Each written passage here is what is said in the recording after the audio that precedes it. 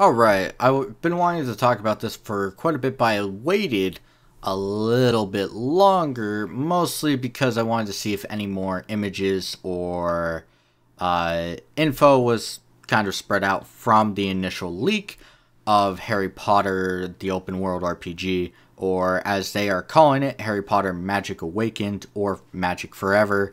The name keeps being flip-flopped between people that have apparently seen it or played it. You know how it is with leaks. It's always a coin flip on what is fact and what is fiction. So, I waited and we got a couple images that did leak.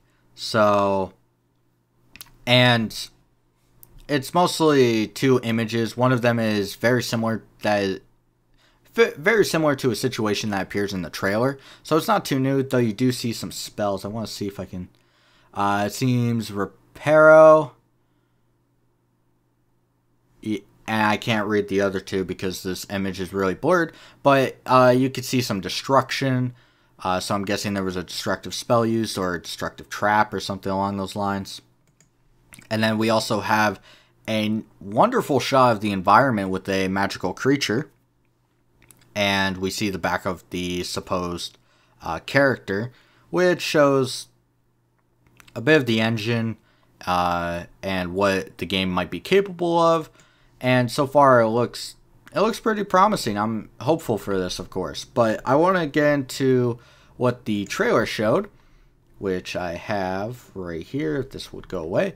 But the trailer shows a variety, that's how you say that, variety of different animations, locations, creatures, different characters, and it's explaining what the features are. But one of the main things that has been kind of, well, very important for this game is you choose your own house and friends at Hogwarts, decide to pursue a path of good or evil, create your own witch or wizard, which is cool, and experience an all-new story separate from the books or films. This is great. This is Harry Potter fans' wet dream. This really does work, and it's also one of those few source materials that could pull this off very easy. Harry Potter, you don't need to do everything right to succeed because of how huge the source material is. Now, of course, if you go too specific, you're going to lose people, but I don't see this happening. It seems to have a variety of different actions. There's a story involving a ancient enemy of some sort or an evil enemy, and you have to deal with it. You will battle dark wizards, goblins, and other supernatural enemies and uncover the truth about your destiny. The fate of the wizarding world lies in your hands, which is very cool. I like the idea of creating your own character, using your own spells, learning your own take on the series, and then going and fighting how you so choose. Now, when it comes to the overall combat, we see a bit of it in the trailer. It's a little rough. We don't see much. Most of these are, of course, sequenced to show off the game, of course. We see a goblin get kind of axed through and into a wall. Looks pretty cool. We see some destructive properties. Looks excellent. I enjoy the idea of destroying a bunch of pillars, taking down a house, you know, that type of thing. But overall, like, I'm getting a bit excited for this because of the source material. I'm not the biggest Harry Potter fan, but I do enjoy the books, and I have watched all the movies, and I didn't walk out on them, so I must have done something with them. But overall, it looks good, and I'm a big fan of it. The only issue I see so far is the Warner Brothers stamp on this. And this is more personal opinions, so I'm not going to go too far into it. But how they treated the entire Middle Earth with Shadow of Mordor and Shadow of War was very lackluster. Any lore you were going to learn was in collectibles, and they didn't really follow the magical rules or lore that was found in other source material. So they were kind of loose on that. And I'm kind of worried because unlike Shadow of Mordor, which had the system in place to kind of ignore the source material if need be, this Harry Potter game, I doubt will survive by itself without some source material. It needs a lot of source material. Because at this point, if we were to go in and play it, and it didn't have, let's say, that much source material or that much connection to the Harry Potter books / movies, well, are we just playing a different world entirely? That's the true question there.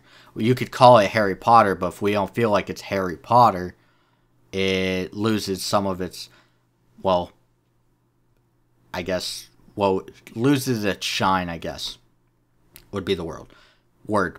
But you journey to Hogwarts to become one of 8 different wizard types. I'm kind of worried about this. I hope it's not too segregated to make it seem not co-op based, but seem like it's a heavy choice. I really hope you can mix and match a little more openly than what it sounds, but we'll have to see, of course, once the game hits preview or actually has a true trailer. Experience Hogwarts, make new friends, uncover new secrets, and change the fate of the wizarding world. Basic open world shenanigans. A new magic system that creates countless possibilities of master magic. I'm excited for that because if it's more based on environmental damage, I'm excited for that. If you can combine spells and do some wacky crap, that would be awesome, and I would be on board. One thing of note, though, is that you start in your 5th year. What this does for the game designer specifically, and also the player a little bit, is it basically does not hold you back and also doesn't have to hold your hand. Because if you think about the first versus the 5th year, if you're a Harry Potter fan, you know, first year is very basic. There's not a lot going on unless you're a main character of a book series. Nothing's really important. It's not that big of a deal. You learn basic magic and all that, which would be boring for a video game. 5th year, on the other hand, you're learning a lot more. You're branching out, potions, spells, curses, stuff like that. And it's just a lot you can do. I'm trying to think of something. But one thing of note, I want to state this because this would be the first time we're able to freely explore Hogwarts. Ever. There's not a single game. The closest we got was, I think, to Deathly Hallows on the 360, but that was like a third-person shooter, and that went nowhere. That was pretty terrible. But I'm kind of excited to see how Harry Potter would work in an open world. And there's not much more to talk about besides it's by Warner Brothers, probably going to be by Avalanche Software because of recent job listings, I guess. And actually, there's another thing I want to talk about before I go into another topic real quick, is the reason a lot of people don't think this is fake is because of the quality of the game or the trailer, so to say. It looks very clean. It looks like it was made by a team. It's not so focused that it's made by one person. So you at least have to have had a decent amount of people, a few people work on this. The source material is very focused, which usually if you're fans, you will focus more on what you enjoyed. So some of the stuff might not appear. It's basically, if you're a fan, you focus too much on one thing. Here, it looks like it was more focused from a development team standpoint.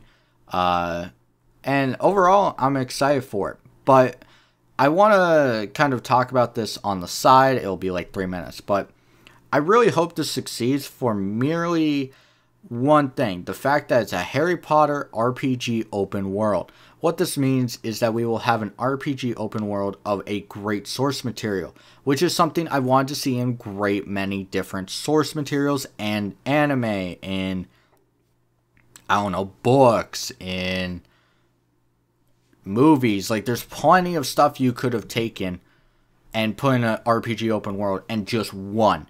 Avatar: The Last Airbender. I could see so many people buying that without even thinking about their purchase. I could see a Dragon Ball, not a Dragon Ball Z, but a Dragon Ball one selling incredibly well. I can see, of course, Pokemon would succeed. I mean, duh. But I can see plenty, maybe a Star Trek one would be fantastic. Star Wars, of course, an open world RPG, more like open space exploration RPG would be fantastic. A lot of these would do well in this type of scenario, and I hope this kind of paves the way for those. I'm not going to say it will succeed and do that, but I'm hoping that this doesn't fail, because while it doesn't necessarily affect such a thing as an Avatar: The Last Airbender open world RPG, it does kind of put a hamper on it. It kind of stops it. It makes people feel hesitant to buy it, so it might not do well even though it might be a good game. So this is kind of a very interesting prospect. I will keep an eye on it, of course. It's one of the few things that I'm actually very excited for that has come out in recent months. And overall, it seems if Warner Brothers doesn't mess up like they usually do, this will be a decent game just looking at the trailer and the images. If you want to look at the trailers, you have to Google search them, because the original one is down and they use mirrors, and I'm not going to link to a mirror. I'm just not, because you do it at your own risk. The images are also floating around. I know that. You could probably just type in images from rumored Harry Potter something and it'll come up. But overall, excited for this. Not the greatest topic, I understand, for this, but it's interesting, so I'm going to say that's that. So next time, I'll probably be talking about some Nintendo-related stuff that's been on my mind recently. I probably will take a stab at it. And I'll hope to see you then. So till then, of course.